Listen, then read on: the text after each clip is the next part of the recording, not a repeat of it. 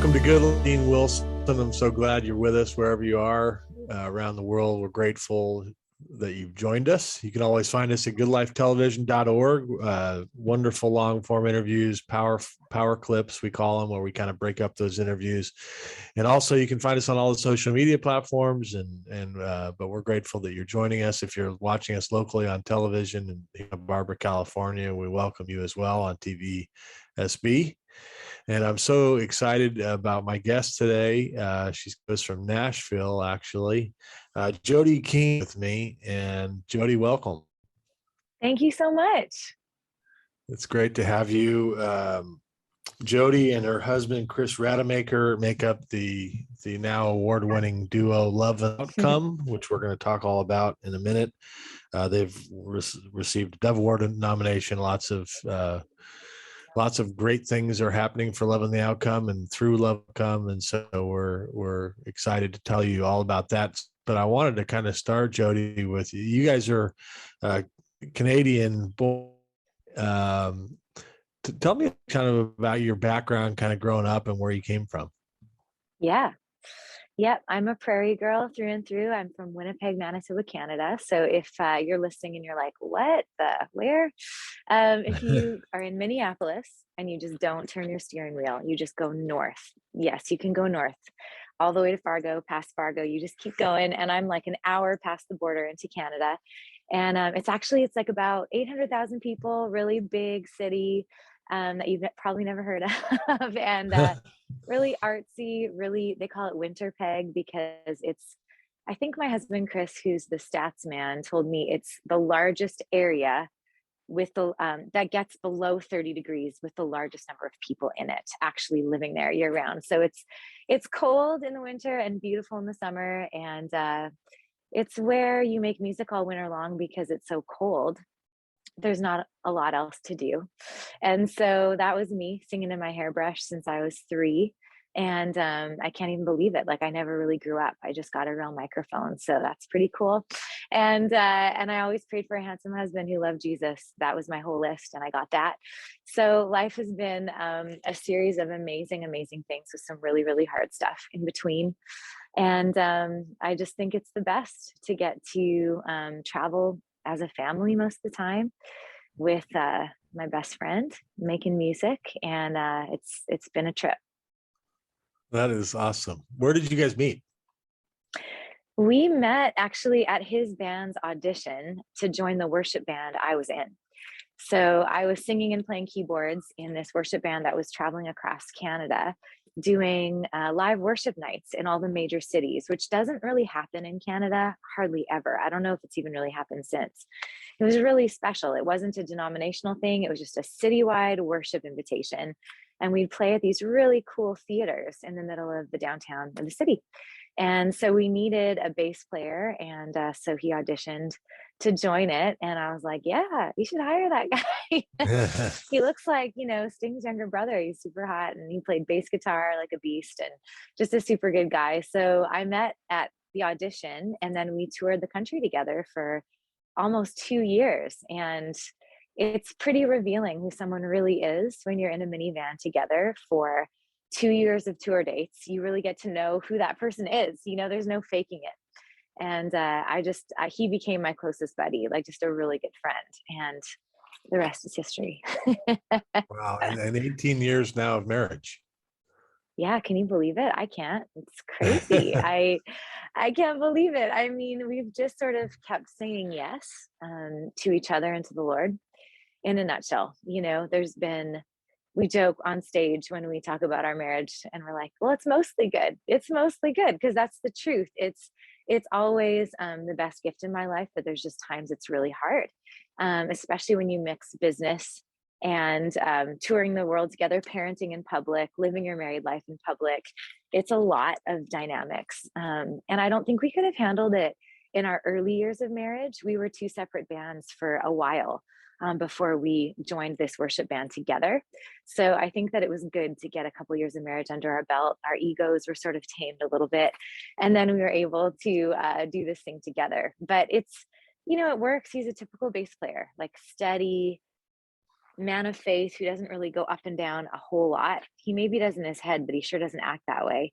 And I am very emotional and I'm very passionate, is a better word for it. And so we balance each other out really, really well. It took a minute when we actually became a band together in Nashville, Tennessee. We came down to showcase for a label. And we were writing everything together, but we were two separate bands. It was Jodi King, and then he was in his band. And they were like, I like this married duo thing. Like, I think that this is what we should do. And it took a while for us to really, like, me to move over, not take up the whole stage, Chris to move up from the bass drum and the drum set at the back, come to the front and join me. And so now that we've been a band for, 8+ years, we're starting to be like, okay, we know who we are, we know whose we are, and we can do this thing well together. And so it's been a work in progress. Wow. And tell us about the name. Kind of how, Yeah, when sure. did you come up with the name? Yeah, that took a while too, actually, because we thought, well, we don't just want to be like, we are a cheesy married couple, but we don't want to have a cheesy married couple name. So, but we want love in the name, because that just makes sense. And we want God represented in our name. And so after a lot of it, we were like, well, what are the non-negotiables of our faith? What are the non-negotiables for us? God is love, and we are the outcome. And why we loved it so much was because it's sort of a call to action to our audience and to our friends and our fans to go, what does it look like when I live out God's love? When I am so loved that I can't help but go live it out in the world? What does that look like? And for us, it's our music. I mean, that is our offering. That's what we have to share. And for other people, it looks like something else. And so it's not just a name that's for us. It's a name that's for everyone. It's a movement for everyone to be a part of. Oh, that's great. And you guys started selling out of your trunk. Yeah, we did. I'm watching Chris right now load in gear from the back of our car right now with my youngest son as I do this interview, just thinking about that. Like, we literally went, it was sort of a club show on Friday, a church youth group on a Saturday, and then a Sunday morning worship at a church. Because in Canada, it's make your own adventure. Nobody can live off doing just one kind of music. You just sort of go. And you're like, okay, I know I love Jesus. He's at the center of who I am. I'm just going to sing from that place anywhere and everywhere. And so that's what we did. And we sold CDs out of the trunk of our Jetta. It was a Jetta diesel, and it had great gas mileage. We got everywhere in that thing. And we'd like, woo, praise the Lord, sold 100 CDs. Let's go to the next show. And it just led to another show and another show and another show. And my dad was booking our shows, and we just kept saying, yes, Lord, I'll follow you. Whether we're playing at a Roots clothing store, which was our first tour, it was across Canada, and Roots clothing stores, which they sort of make the Canadian Olympic gear. So we would play in malls, we'd play in churches. It was just anything and everything. Wow. How did you come to faith originally? Oh man, I feel like I'll tell you the story of that, but I feel like I'm coming to faith every day. Yeah. I feel like I'm being saved every day. And I get that question a lot at Q&As. And the original moment for me was when I remember it clearly, actually. I was standing in front of the mirror in my bathroom, and I was brushing my teeth. I was probably like 5 or 6 years old. And I remember just like looking in the mirror and feeling like, man, I need some help. Like, I need God. And I actually had that thought as like a little girl. And so I did what I sort of thought I was supposed to do. And I just was like, dear Jesus, come into my heart. Like, I need you. And that was it. That was the extent. Went and told my mom. My mom was like crying, like, I wanted to do that prayer with you. I was like, oh, I didn't know that's how it went, but I just did it. She's like, great. And so ever since then, I think I've prayed that prayer in various forms and fashions every day of my whole life. It never really stops. We never stopped meeting the Lord. I never stopped meeting the Lord. And so I feel like I'm always coming back, hey, it's another day, writing down, this is what my day looks like. What things am I prioritizing that you haven't asked me to prioritize? Why am I stressed at the end of the day? Oh, maybe I did a bunch of things that actually weren't on your to-do list for me to do. So constantly checking in, constantly trying to just be in communication. That's neat. You guys had a kind of a rough year last year with a flood that happened. Tell us Yeah. about that and kind of how you're all doing. Um, yeah, it was and is still a really tough season of life. External circumstances have not been our friend. We had a flash flood happen to our whole entire street, our neighborhood in Nashville, Tennessee. We're near a creek, but you can't even really see it from our yard. And so when we moved into the house, it wasn't really a reality we thought we'd have to deal with. But almost exactly a month ago, March 28th of last year, around midnight, it was raining harder than the hardest rain I've ever experienced, and huge thunderstorm. But we were sort of in our beds, and Chris went out to help our elderly neighbors get out of their house. They knocked on our door, and Chris went out. And in the 5 minutes he helped them leave their house with a few possessions, the water had gone up past the wheel wells of our truck. And so Chris came back inside and just said, "Jode, we got to go." And I didn't even, I was like, "What are you even talking about?" He's like, "Look out the front window." And I looked out, and it was the only way I can describe it is an ocean. There was toys. Everything from our backyard was like in a current, getting swept away in front of our house. The field, we live in front of, like, we're in a cul-de-sac, and there's like a big field in front of our house, and it was just waves and water. And they had to send rescue boats in to rescue our neighbors. Nobody died, which is a miracle, but everyone's houses were totaled. It was a disaster. And so all of us decided to elevate our homes. We talked to our kids and did all the research we could do. And we decided, this is the only option if we want to save our house. If we want to try and live in it or sell it again, we're going to have to make it flood proof. And so our kids thought it was the best thing ever. There were like just cranes and lifts and everything. You can see the footage on our social media if you follow us. And actually, in our latest music video for our new single, "I'm Not Lucky, I'm Blessed," is all about what's happened to us over the last year. It'll be 2 years before we're back in our house, but redefining the fact that blessing's not stuff, blessing's not a house. It's nice to have, but blessing is really just our relationship to God and how he holds us and carries us no matter what. I mean, that's what the Beatitudes are all about. We just don't like reading that part very much. It's not the Right. best part, It's like, I'm blessed when I'm down and out. No, like, I'll pray that for my friends. My friend that's going through a tough time, I'm gonna pray that for them. I'll help them. Nobody really wants to be helped. It's not a fun place to be, but we found ourselves in need of some serious help. So I'm right now sitting on the deck of a rental this is our fifth place that we've lived in the last year, because we didn't have any idea how long of a process this was actually going to be. And the deeper we got into it, the more we realized it was just going to be really long to lift our house up 5 feet up above the base flood elevation. As more and more floods happen in the world, there's sort of, to get technical, FEMA rezones all their maps. And so you have to have your house above the base flood elevation. So we had to raise it up. And now we're rebuilding the foundation. And we have some new walls being built. We got a subfloor that happened last week. So eventually we'll have a new house. It'll feel new.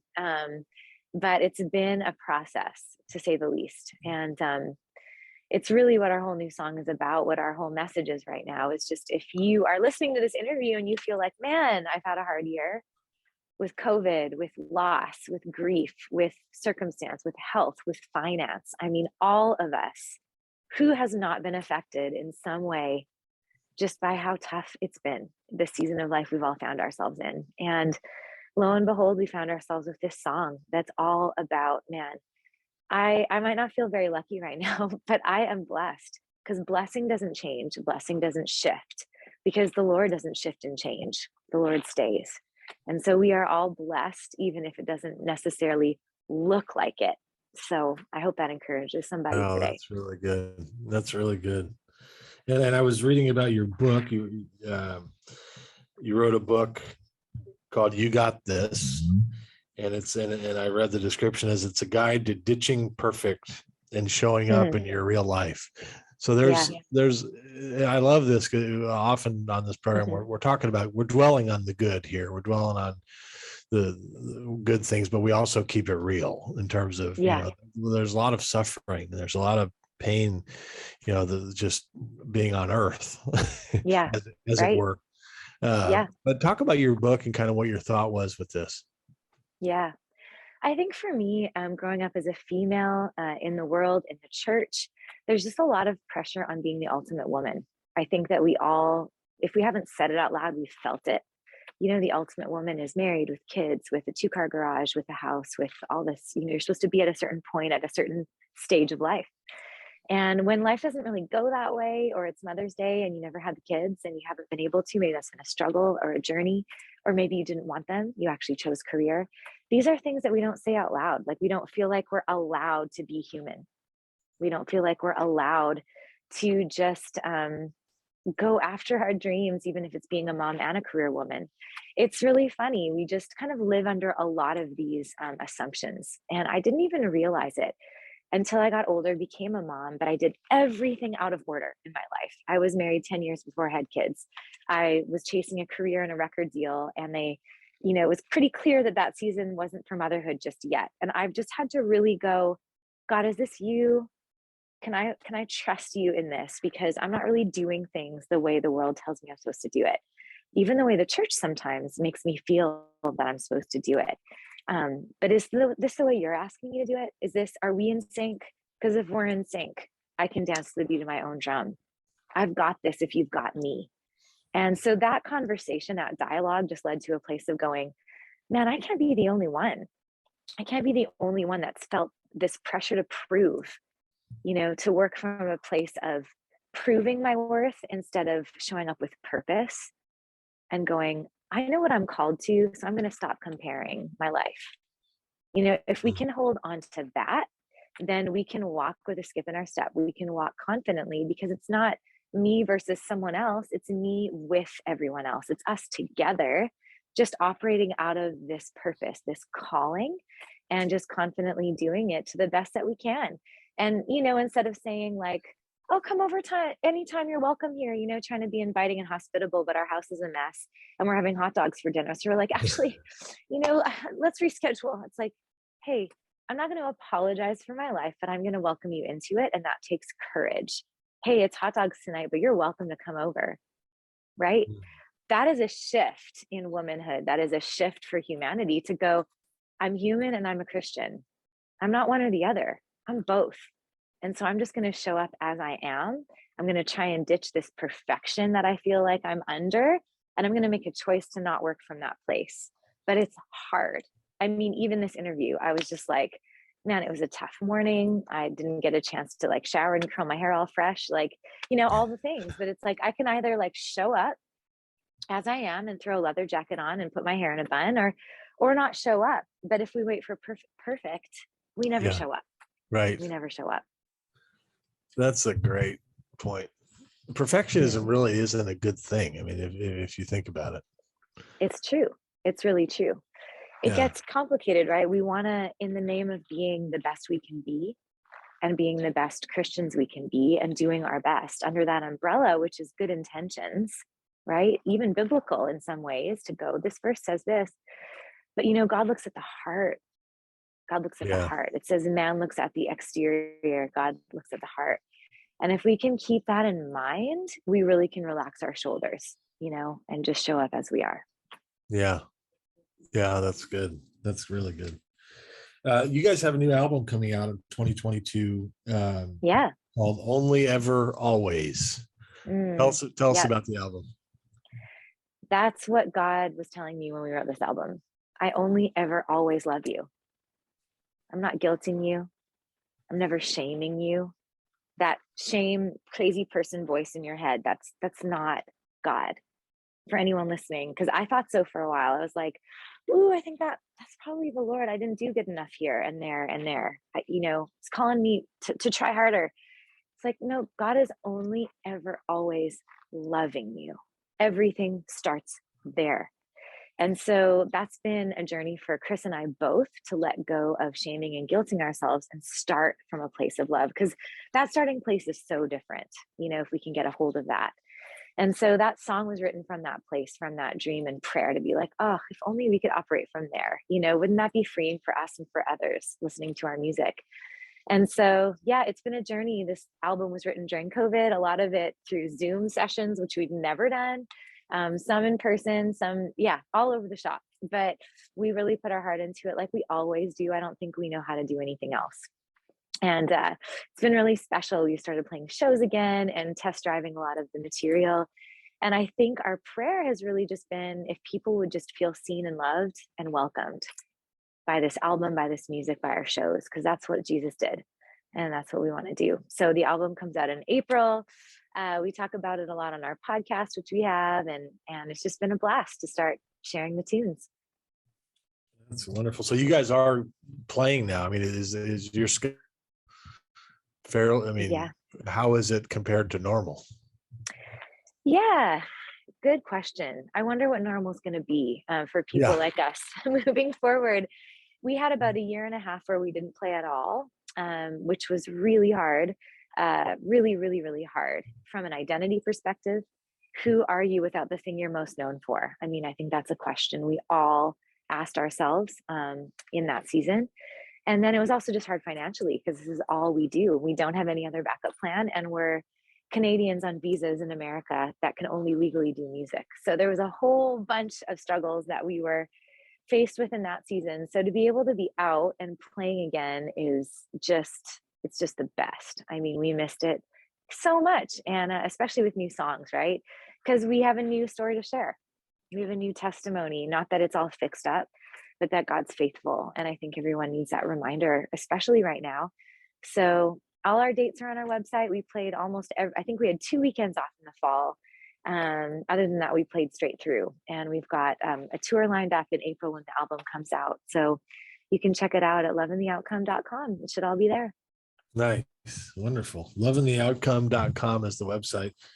Yeah. I'm just we only have a couple minutes left, but I'll just ask you about music. I've been reading this book, actually, and it's an interesting book about kind of beholding God and it's kind of about discipleship, but it actually talks about music, and it talks about how, number one, how prevalent music is in the Bible, and how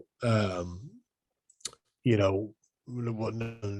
God loves music, and that we're wired for music, as people.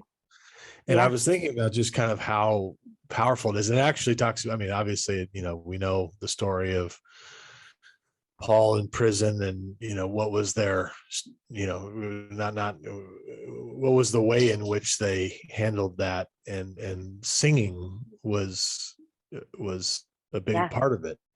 Yeah. What is it in your kind of experience? Maybe I just said it, but I mean, what in your experience is it that is so powerful in terms of being human beings about music?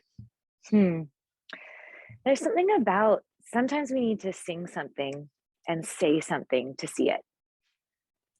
I don't know why that is, but there's this way for me anyway, where my head and my heart connect in a different, there's nothing else like that for me. And even if it's not even about the performance, that's not at all it. It's just sometimes things come to the surface as you sing them and say them. I think that's why when God created, he spoke, right? And so that's what it is for me anyway. It's this connecting head and heart together. It's not just something I know, but it's being known. And it's that synergy, and also the release of going, I don't put my hands up because I'm trying to look like I'm a perfect worshiper. I literally put them up like this. Actually try and do that a lot throughout my day. Like if my posture is my hands are held tight, then I'm probably holding everything in my life tightly. But if I'm like this, there's just this exhale where you go, oof, not my will, but yours be done. This release, this surrender. And I feel like music is just something, whether you're singing it or just experiencing it, it just has that way of kind of, rolling right over you, just helping you let go. Yeah, that's great. That's beautiful. Yeah, well, we're it feels oftentimes that if there's, moments where there's kind of a taste of heaven, I think oftentimes it involves music. Yeah. Most people, I'm and with you on that. to do it together is another thing that I think is interesting, that, the music is something that we can't experience it alone. And Thankfully for That's me, when I right. sing, it's oftentimes alone. That's the best place for it. But we can also do it together, which is Yeah. a powerful thing. Yeah. That's exactly right. I think you nailed it. I think it comes down to the fact that together in one voice is Right. that unity Corporate. is felt. Yeah, it's beautiful. I mean, what else do we do like that? We don't do a lot of Right. things besides watching football and corporate worship. Those are the things we seem to do together. Right. Right. That's so good. Well, we wish you guys the best with this tour and the new album. And I'm so grateful to meet you. And You it's too. awesome. It's awesome what's going on. So thank you. Oh, what a pleasure. Thanks for wanting to chat with me. I mean, that's such a blast, such a fun thing for me to do this morning. So thank you. Awesome. Well, have a great day. Loving the outcome, everybody. Check them out online, social media. We'll see you soon. Sounds good. Bye. Thank you.